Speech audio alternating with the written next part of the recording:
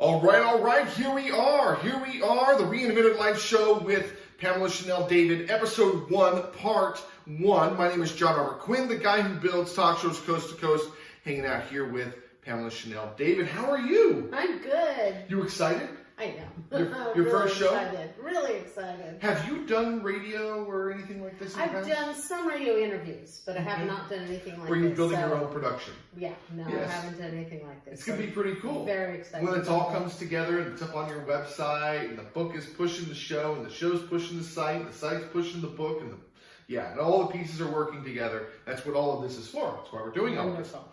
All right, so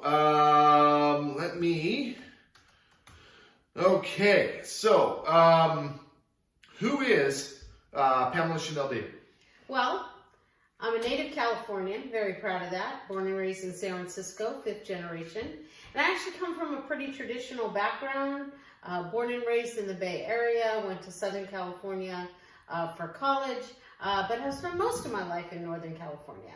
I had an extensive career in retail with stores, iconic stores actually, like Bullocks Wilshire and I. Magnin and Macy's.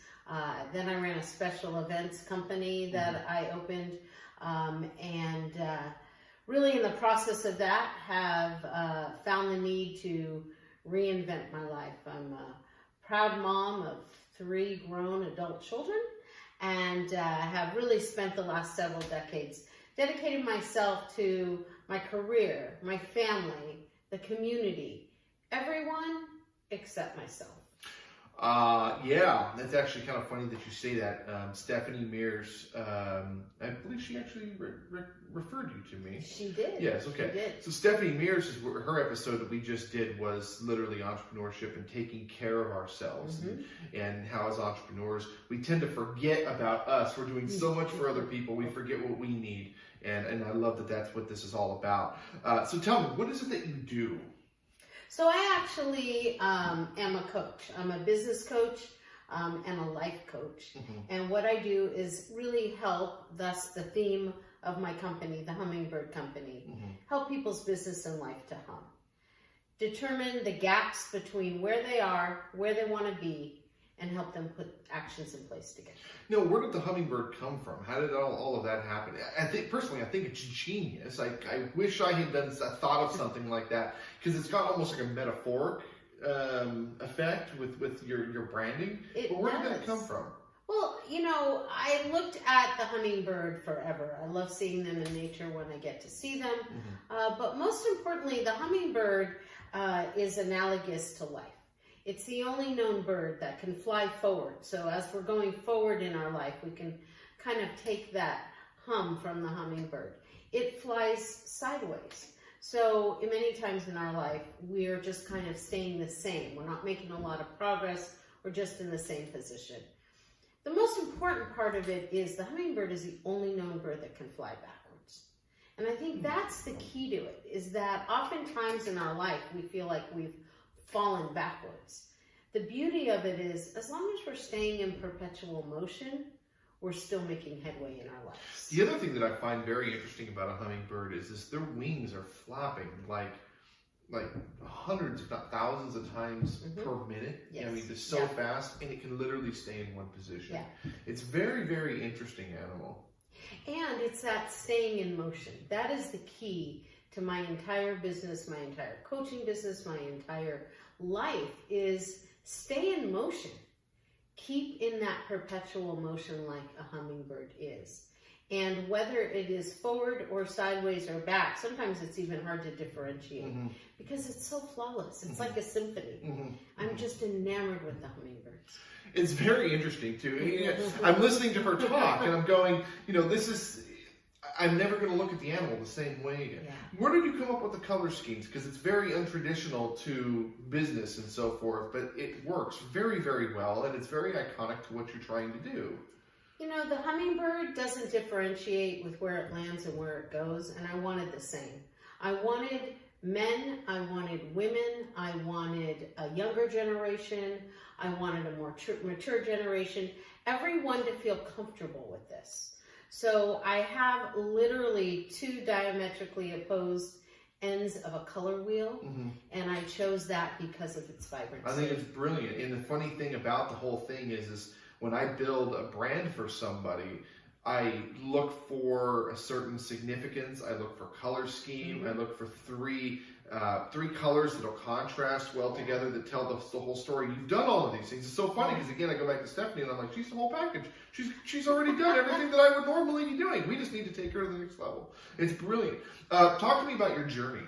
Yeah, my journey is one that, as I mentioned to you, as an entrepreneur, and that is really who I'm passionate about. Is I'm passionate about that entrepreneur, or the person that has something in their life that they want to pursue, but they don't know how to start or where to start, or they've tried something. My journey started with a pursuit of better health and better wellness. For years and years and years, as I mentioned, I was spending time with everything, my business, my career, my family, everyone else in my life but myself. Because of that, I didn't pay attention to myself. I didn't pay attention to my health. I let my health deteriorate so badly that my doctor, actually a doctor of 17 years, was questioning whether I'd be able to make it to my next annual exam. And it was at that point, 4 or 5 years ago, that I had that aha moment of paying attention to myself isn't being selfish. Paying attention to myself is actually going to keep me in a place that I can do more for more people. And that's where this journey started. We're not on this planet to suck up resources. We're not on this planet to pay taxes. We're not on this planet to buy expensive and extravagant things. We're on this planet to help people. We're on this planet to make a difference. We're on this planet to make this place more enjoyable for other people. And if you've got somebody who's giving, but they're not giving back to themselves, they're being selfish in a sense, because they're able to give only up until a certain point. But if they only gave themselves something too, not only would they feel better, but they would continue to be able to give that gift, whatever that is, to the world. I know that sounds all super hippie and everything, but no, that's honestly what I think. And that's how I feel. That's why I do what I do. And that's exactly how I feel. I actually thought being selfish, maybe subconsciously, was paying more attention to myself. When I realized in actuality, if I'm healthier, if I'm stronger, if I'm more vibrant, if I have the ability to inspire more people, that is when you become more selfless. And so my journey, instead of selfishness. Yes. It's so funny because I think my 5th episode of all the shows I've done like 700 shows now. Of my 5th show, I think this was the 5th episode, was selflessness instead of selfishness. Yeah. And it's so true. And so I had a health crisis on my hands. I was morbidly obese. I had high blood pressure, high cholesterol. My sugars unknowingly were through the roof. I had no energy, obviously. And that was the beginning of me getting that message of better start focusing on this health and wellness. I didn't go into it with, I'm going to focus on that, and then this is going to happen, and then I'm going to write a book. No, I've actually been able, in the process of losing, as in weight, of gaining more in life. Very, very interesting. If you haven't picked up a copy, folks, right here, The Reinvented Life, Making Your Life Hum, Pamela Chanel David. Pick up a copy, Amazon or Barnes & Noble, or of course at her website, thereinventedlife.com. We're going to go to a break. We're going to come back and learn more. We'll be right back.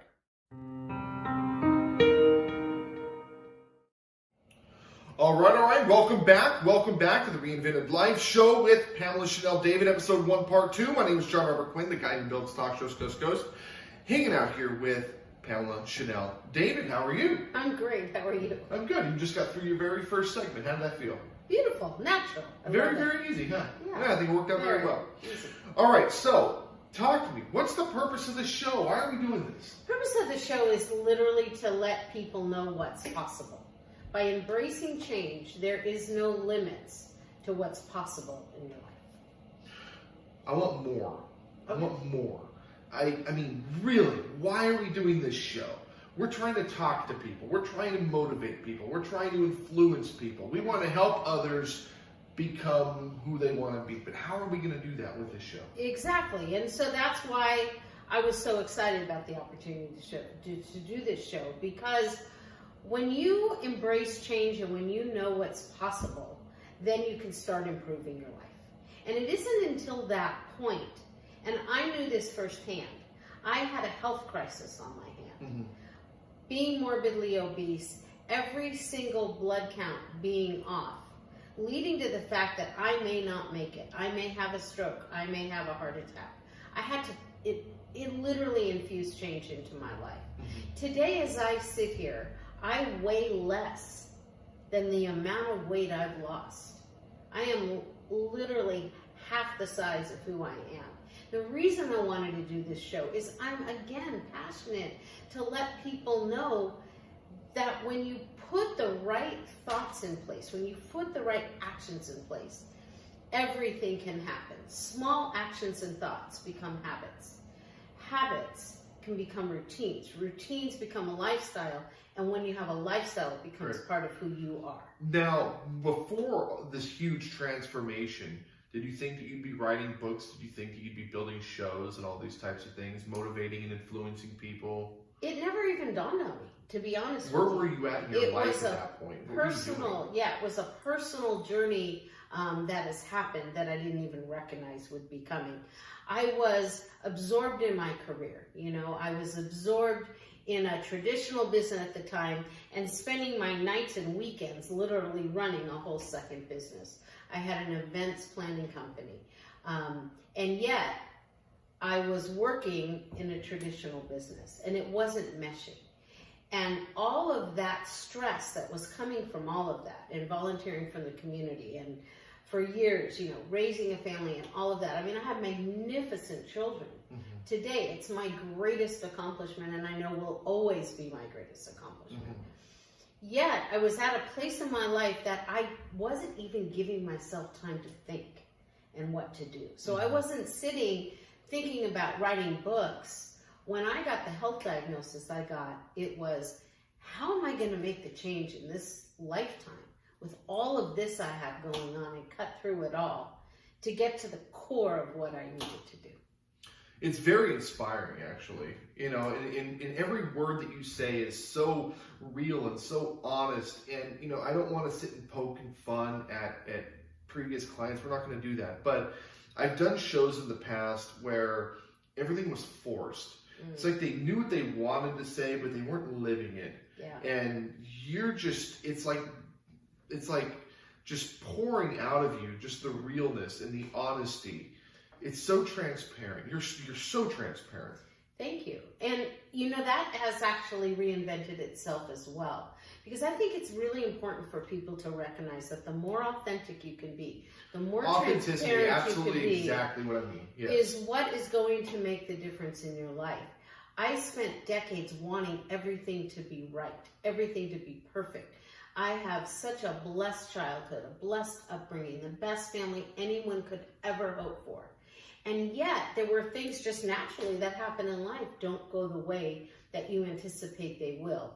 But when you spend time trying to make them perfect, instead of just being yourself about them, it ends up culminating in more stress. So today, I have firmly believed that the more authentic, the more real, tell them like it is. You know, when you weigh over 300 and something pounds and you don't even recognize it, because you're actually so proud of a lot of what you're getting done, you deny it, you embarrass, you know, you bury it because it's a way not to deal with it. Well, it's not even that, though. I mean, I look at myself when I was in high school. I was about 150, 160 pounds in high school. Today I'm 235 pounds. And I've gotten really wide. I'm not like heavy set, overweight, but I look at myself and I don't even realize that I used to be this half the size, essentially. I don't realize it. And as we get older, we fill out. I get all of that. But again, we don't remember the way we used to be. And we just become familiar with who we are as we are. Now, if I were to become 300 pounds, now I probably would sit back and go, wow, I probably should do something about that. But again, we don't realize, because we're so encompassed in our lives and Right. with everything, we don't even realize it. Well, and you bring up, I think, one of the most important points, which is it's human nature to be more familiar than more favorable. In other words, we fall into things that feel comfortable. Mm-hmm. And a big part of the work that I do is to help people identify what would be more favorable in your life. Because when you think about everyone's life, it's literally just a set of circumstances. Mm-hmm. Mm-hmm. One thing happens because something else had happened, Correct. and then something else happened, and Correct. something else happens. So I literally take people through a process in the Reinvented Life, in my coaching, to help unwind that for people and determine what is it really that they want and what is going to make them the happiest, to lead the most mindful life, to infuse more joy into their life. That's an episode that I'm going to want to talk on. And people ask me all the time. So there's some things you don't know about me, is people say, what makes me happy? Yeah. Honestly, I don't know what happiness is. I have no idea what happiness is. I blame it on my childhood. I had a really jacked up childhood. I blame it on the fact that I'm like a super type A, business owner, entrepreneurial personality, and that as soon as you're happy with something, you're complacent. I can blame it on a lot of things, but deep down, I don't really know what happiness is, because I'm always moving. Mm-hmm. I can never stop and actually enjoy the moment. Mm-hmm. And I think this is an episode we should really dig into. I would absolutely love that, because She's I think gonna that's the destroy most me. important thing we can do for people is to move them from the familiar to the more favorable. Yeah, it's going to be really interesting to see how this develops. I mean, honestly. All right, talk to me about the book. We're already wrapping up segment 2, but talk to me about the book. What inspired you to write this book? So many people were talking to me about my journey. And not only did I have to approach my weight loss, but I had to approach my overall health and wellness. Mm-hmm. And what did that take? And even when I had lost over 100 pounds, hearing my friends say to me, wow, you look fantastic. Tell me about your routine. Tell me about your workout routine. And what I realized when he asked me that is I had none. I had never worked out a day in my life. Did you change what you were eating? I had changed what I was eating, but I also changed how I was eating. Mm-hmm. And I infused herbal supplements into my life, mm-hmm. which helped me and my body to work more efficiently. Mm-hmm. What I hadn't realized, and what he helped me see, was the impact of the stress that much weight had put on my body. And without exercise, without fitness, I wasn't going to make the long-term changes that I need. Mm-hmm. So whether it's health and wellness as it was for me, or someone's career, or someone's relationship, or anything that one is up to in life that they want to do, I wanted to get these thoughts down into a book and something tangible. I was coaching clients, and the idea of transformation and change and reinvention are not new ideas. They're not new. Mm-hmm. But I was going through volumes and volumes and volumes of readings to try to find something that was that would provide synchronicity to people's lives. I couldn't find it. Mm-hmm. And so I decided to write it. And interestingly enough, I wrote over 300 and some odd, I think 53 pages. Mm-hmm.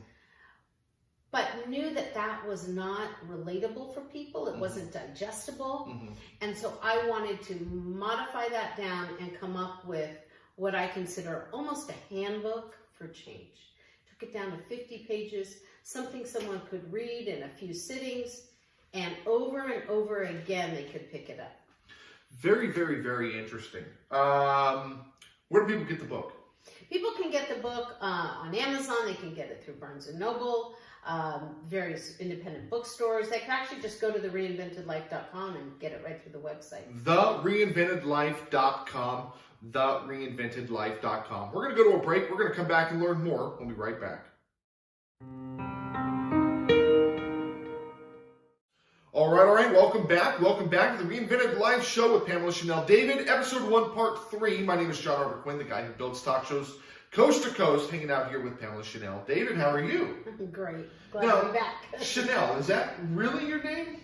Chanel is actually my nickname. It's become something that most people call me. I was the cosmetics and fragrance buyer for many, many years. Okay. In the Macy's organization, people would come by my office. They would say, hey, Chanel, hey, Chanel. And after a while, people actually thought that was my name. What's funny about that is Quinn is not my name. Oh. That's what everyone calls me. My wife and the family call me Quinn. Yeah. My name, ironically, is Robert Jones. When I was 17 years old, I said, well, if I'm going to become a rock star, that was my original focus, was becoming a rock star, I'd have to have a stage name. I'm not going to be able to sell as Robert Jones. Oh. So I created John Robert Quinn, which is John from Jones, Robert, and Quinn's my mom's maiden name. Well, then I was about 23 or so, and I do a TV show. I'm live on the air. We're doing a rock concert live on the air, and I do this like crazy guitar solo, and this guy goes, Quinn! And everyone from that moment called me Quinn. It was kind of the weirdest thing. It was like really bizarre, and it just stuck, and I was like, okay, cool. Because everyone called me Rob up until that point, and my name was Rob all through school, all through. And then I was now Quinn, and now that's what everyone knows me as is Quinn. So it's weird how that happens, isn't it? It is.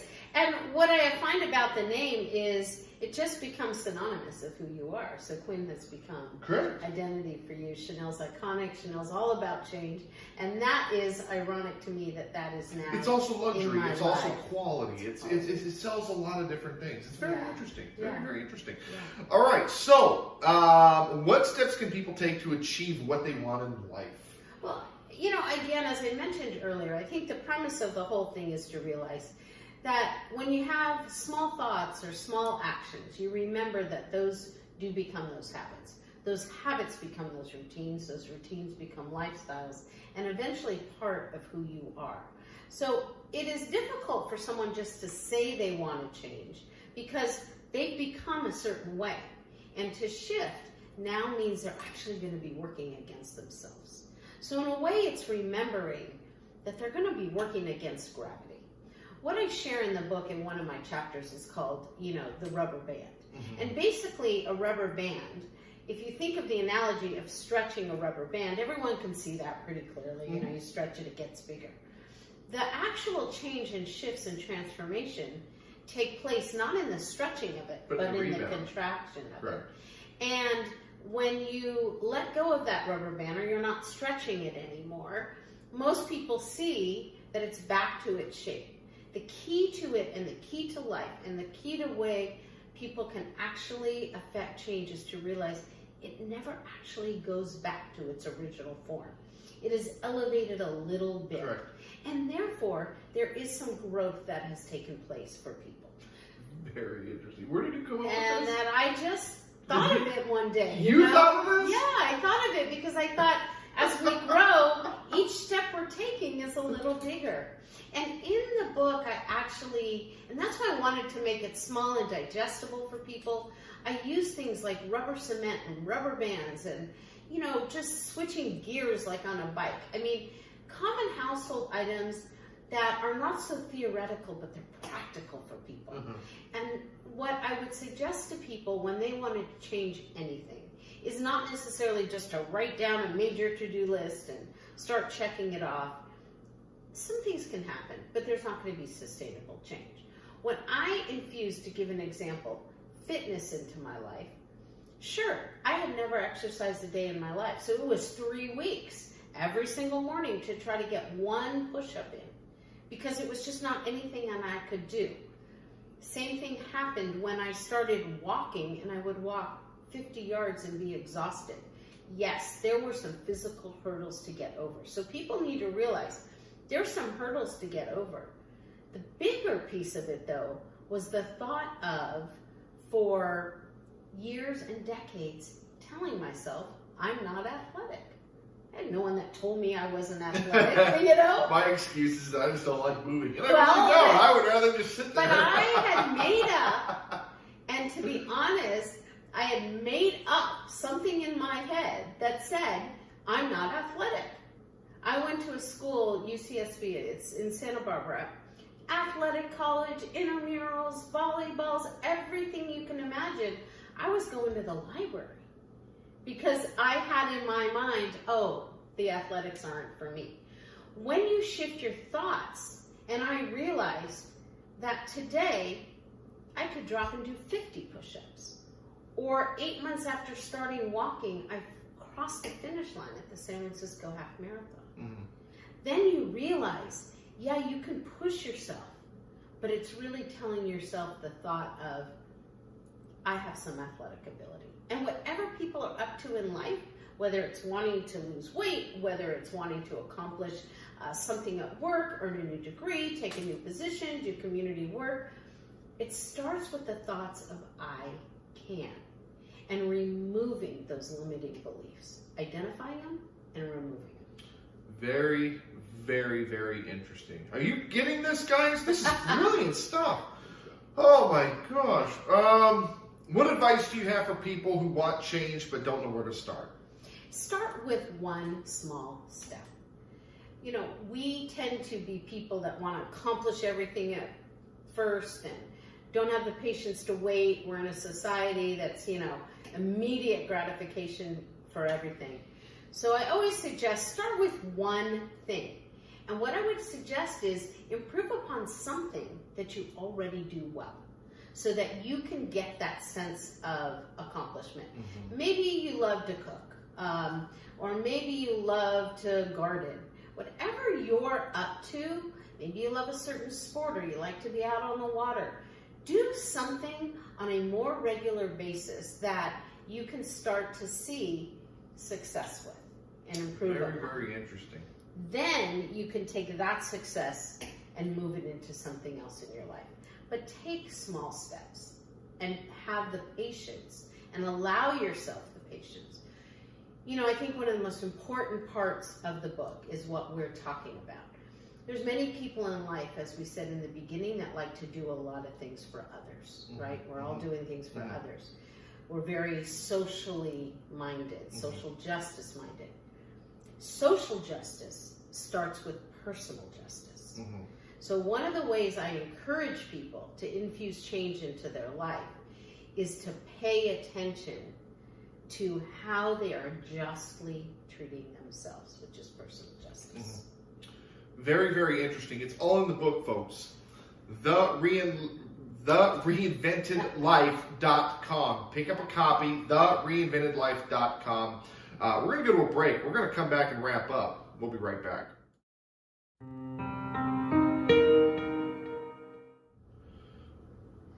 All right.